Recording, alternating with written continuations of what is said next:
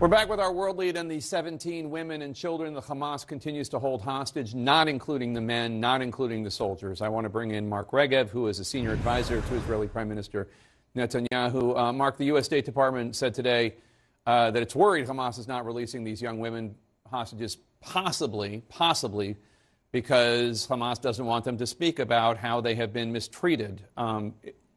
Why do you think they haven't released them? So I can only speculate. And of course, we have grave concerns. You know, today the head of the children's hospital that is treating the children who've been released gave a briefing, and her report was very grave and troubling. And here we're talking about the small children, yes, who she said looked like shadows of children when she first met them. And they had all sorts of issues, and both medical issues, physical conditions, and they also had, obviously, psychological trauma.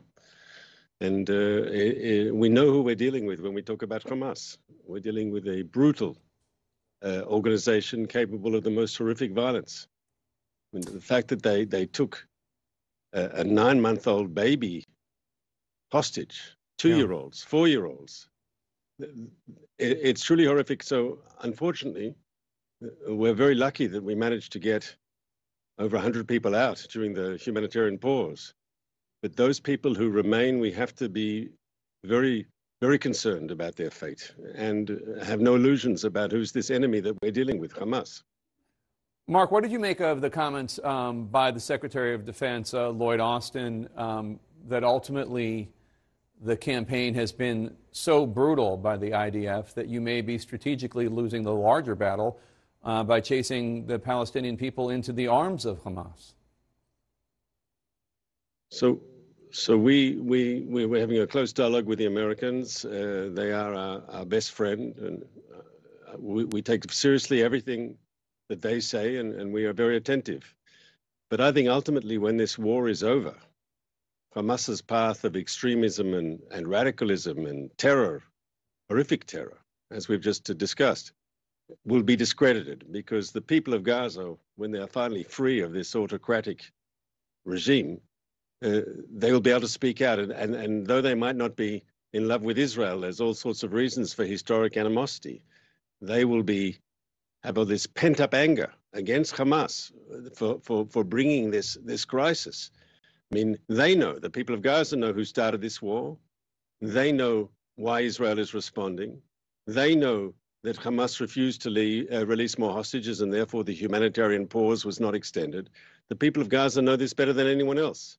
And when this is over, I'm sure you'll see an explosion of pent-up rage by the people of Gaza against Hamas for everything that they have brought upon Gazans. That might be wishful thinking, Mark. There are a lot of innocent people being killed by bombs that Israel is raining down upon Gaza. And even if, as I know, the IDF believes that that Israel has killed 5,000 members of Hamas, that's thousands of innocent people, including women and children, babies that Israel has killed. And even if it's an accident, even if it's collateral damage, it's a lot of innocent lives that have been killed by Israel.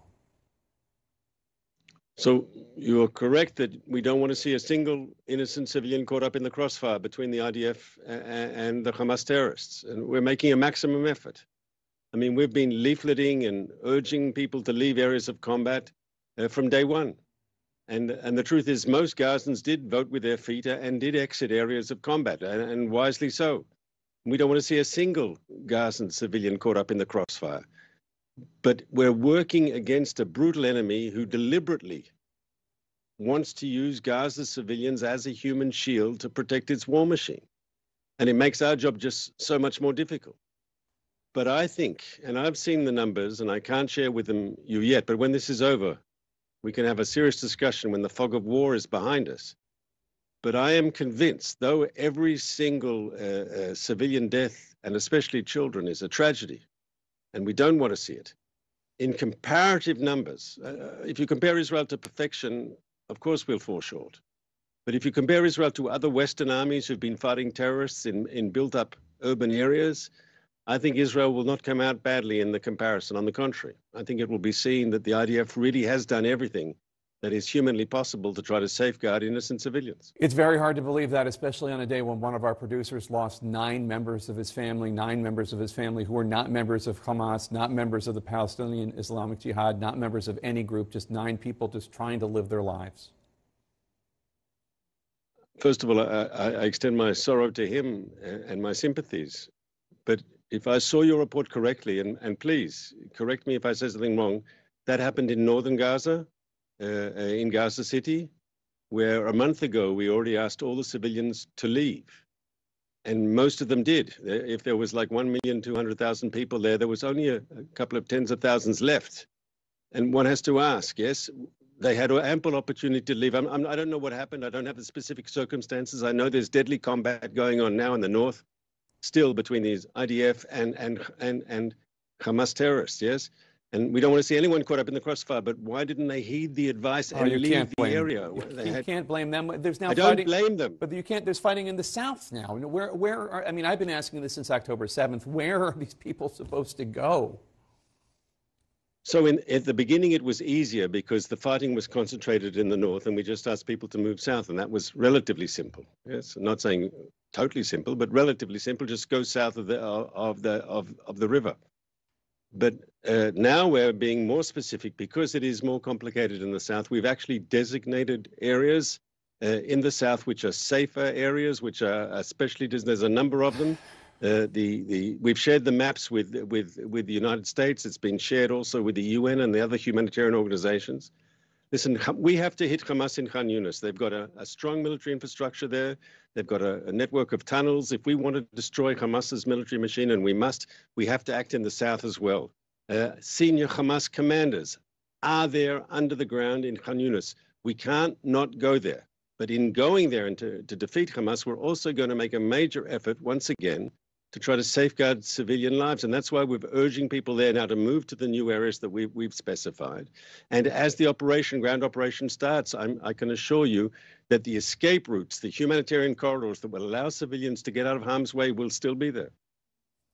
Mark Regev, thank you so much. Thank you for having me, sir. Coming up